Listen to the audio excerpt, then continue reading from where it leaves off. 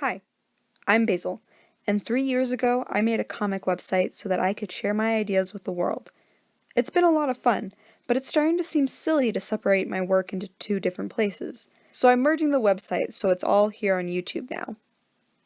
What you're about to see is old art, so be wary.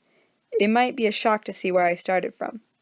The first half of this video will be the comics with some music, and the second half will be those same comics but with artist commentary, so you can pick which you'd like to see more. Or watch the whole thing and get both experiences. It's up to you. With that out of the way, let's get to it.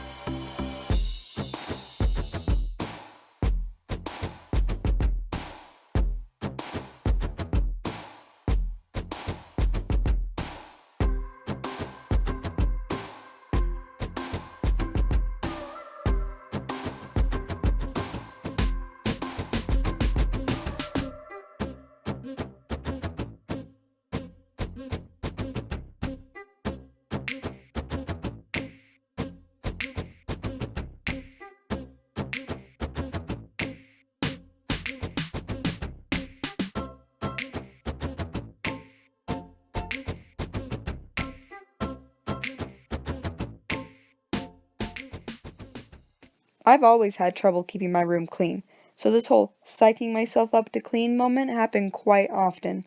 I've gotten much better over the years, not so much because I'm better at keeping things clean than I was before.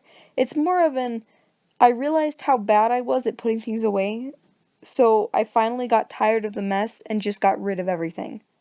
You don't have to clean what you don't own, right? Lots of the items I drew in this comic that mess up the room were actual items that I had at the time. I'm serious about having gotten rid of a bunch of stuff, because I don't think I own any of those things anymore. The art desk I got rid of because I never used it.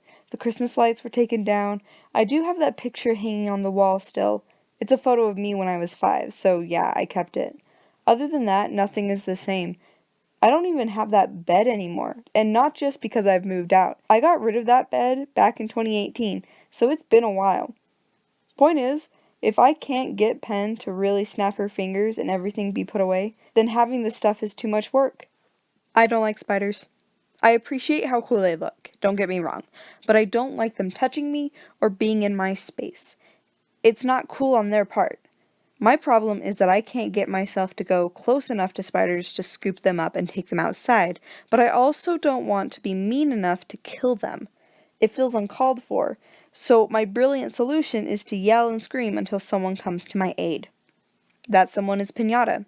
He acts as a protection from all kinds of ooky spooky ghosts, and yet he still takes time to save me from gigantic spiders.